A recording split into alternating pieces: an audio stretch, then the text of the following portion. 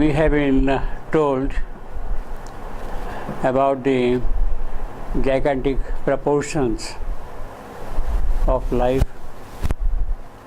her majesties and her monstrosities.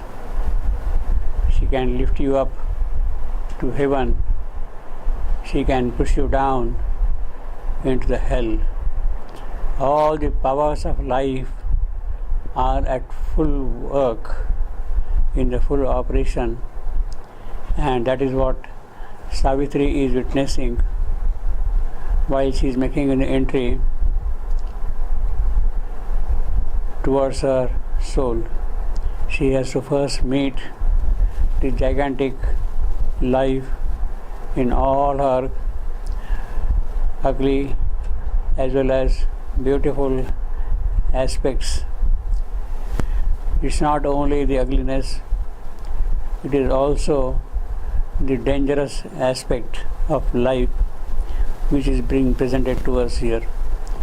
There is the benevolence, there is also the danger that life offers to the seeker of the soul, particularly to the seeker of a soul of the kind Savitri has. She who has to meet all these powers on a cosmic scale, not on an individual but on a cosmic scale. So everything is in its full proportion, and therefore she has to face the danger of getting trapped into the dangerous intermediate zone, or else she can wander aimlessly, helplessly, without any saving grace in the valley of the unsteady gleam. Savitri is shown all those aspects, but those aspects are great, they are powerful, but they serve somebody else's purpose. They are agents, they are not masters. They are told to do something, do this, do that, and they will do it without any other thought, any other consideration, any other view in the mind or in the soul or in the heart, if they have any. Agents, not masters, they serve life's desires. Whatever life desires, her ambition, her wants, her demands, it is these which are served by these agents of life, toiling forever in the snare of time. The time is always putting the snares and will trap you any moment, and these agents will lead you into those traps, toiling forever in the snare of time. Their bodies born out of some nihil's womb, how they have come into existence? They have come out of nihil, and it is the purpose of nihil which they serve. Ensnare the spirit in the moment's dreams, then perish, vomiting the immortal soul. That is how that happens.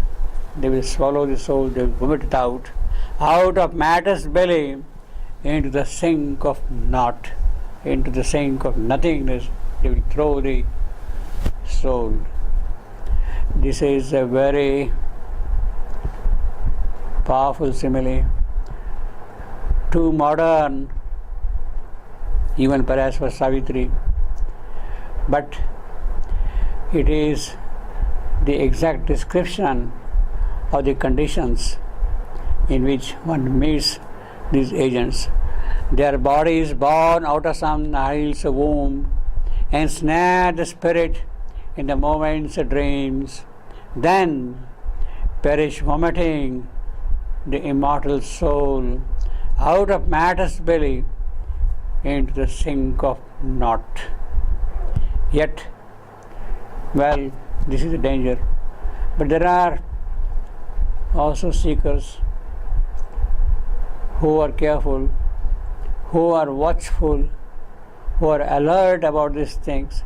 There is something in them which protects them, saves them, guards them, even in the most difficult circumstances.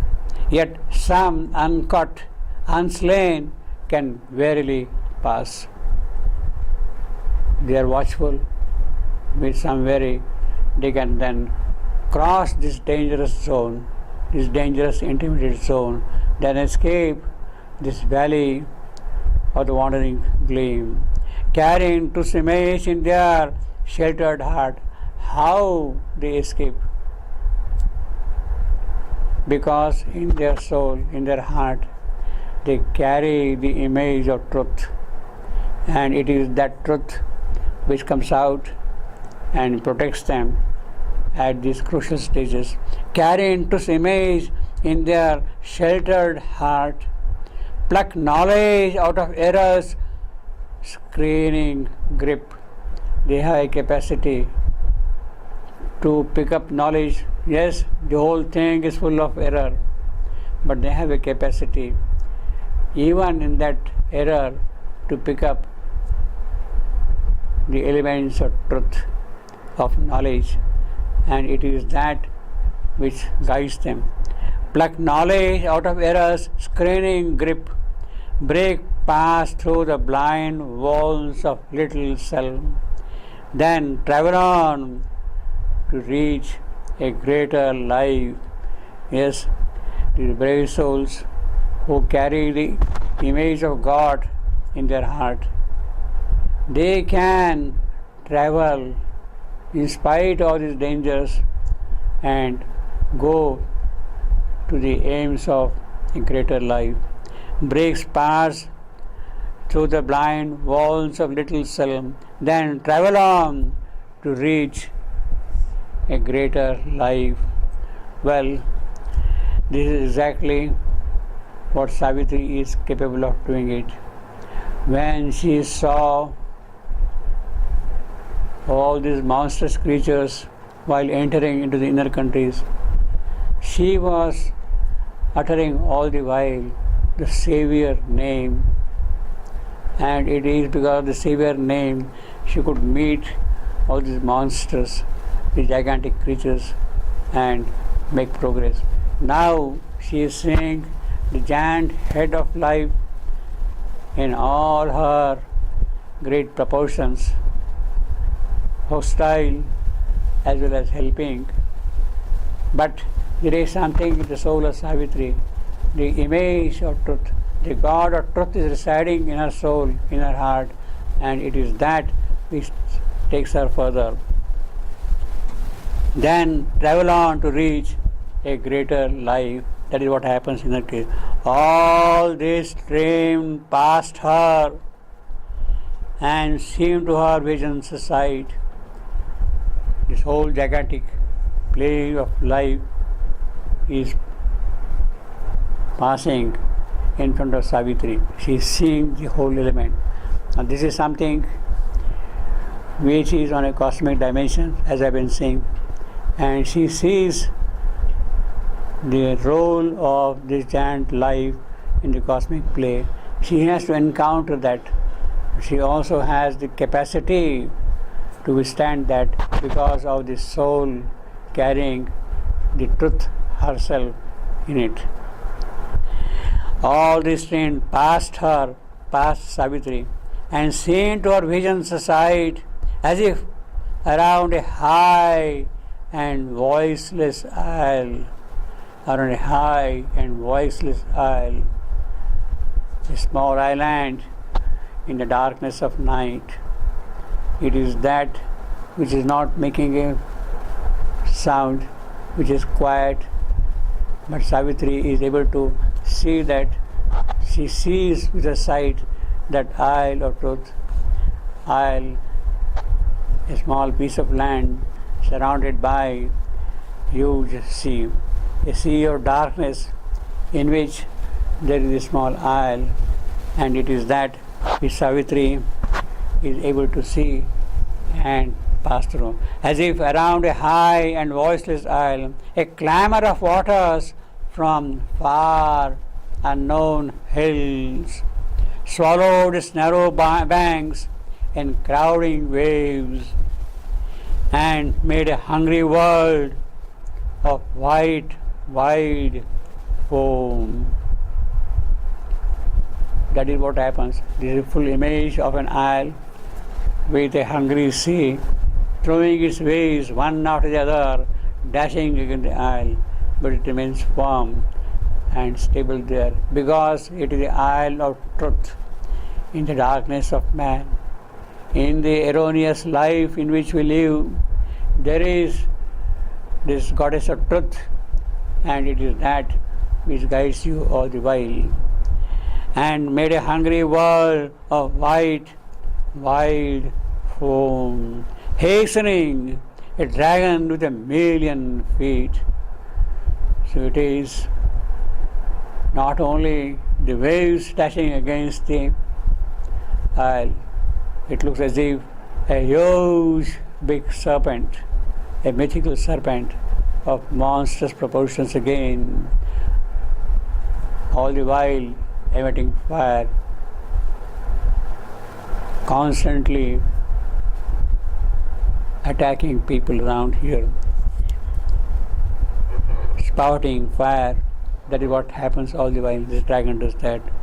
Hastening a dragon with 1,000,000 feet.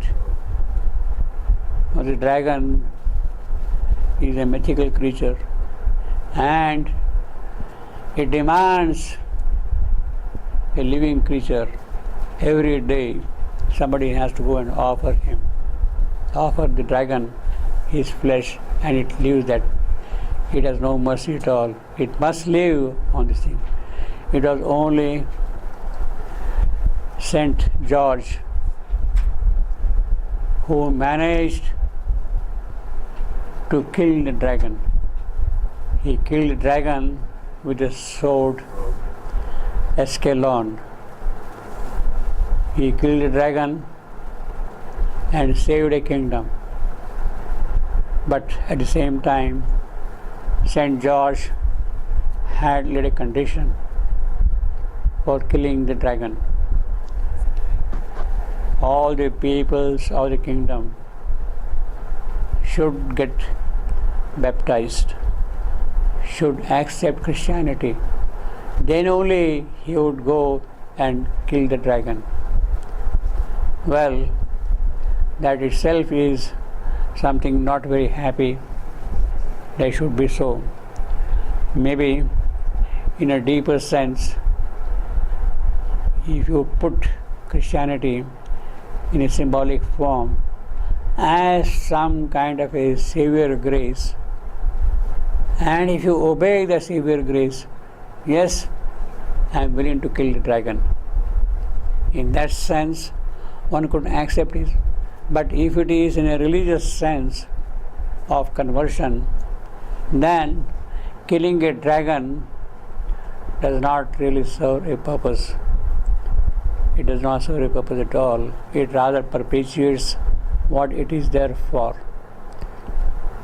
We have to be, again, here also wary of these things, of these forces of life coming into play, and made a hungry world of white, wild foam, hastening a dragon with 1,000,000 feet. His foam and cry, a drunken giant's den. So there is the Rakshasa giant. He has taken a lot of wine, barrels of wine, And now he is making all kinds of noises. It is in that noise Savitri has to listen to the voice of the truth which is there in her heart. Hastening the dragon with a million feet, his foam and cry, a drunken giant's din, tossing a mane of darkness into God's sky. It ebbed, receding into a distant roar. The moment that truth is there, it will dash, it will attack, it will do all those things, but it cannot withstand the power of truth. It gets repulsed and thrown back, it recedes. Therefore, it ebbed, receding into a distant roar. That noise, the din which is there, subsides and falls quiet. Then smiled again. The moment that subsides, what happened? Then smiled again, a large and tranquil air. Where she is now moving is a large and tranquil air. Blue heaven, green earth, partners of beauty's reign. So you have got now a picture of beauty, of joy, of heaven. Then smiled again, a large and tranquil air. Blue heaven, green earth, partners of beauty's reign, lived as of old, companions in happiness. Savitri has mastered the dragon, mastered these forces of life, conquered all the hostile forces, dismissed all these agents, and therefore what do we have got here?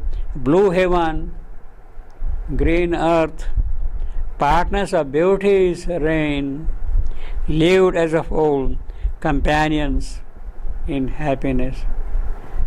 And in the world's heart loved the joy of life. Suddenly, the joy of life. Now, Savitri has conquered them. Of course, she is happy, she is joyous, but it is not her personal joy. It is the world's heart which is laughing with that victory, in that green earth, under that blue heaven. It is the world's heart which is joyous, and in the world's heart laughed the joy of life. All now was still. That clamor, that noise, that din, that rushing of waves, the march of those million feet of the dragon, all that has fallen silent. All now was still. The soil shone dry and pure. So there is a purity of truth which is there in our soul. Through it all she moved not. Savitri is there, still calm, unperturbed, steady, still there. Plunged not in the vain waves. She would not go and plunge into the waves at all. No. Through it all she moved not, plunged not in the vain waves. Out of the vastness of the silent self, life's clamor fled. Her heart, her spirit was mute and free. She has now conquered this hostile force of life, and her heart is silent, quiet, mute, and she is free, absolved of all the possibilities of danger. Out of the vastness of the silent self, life's clamor fled. Her spirit was mute and free.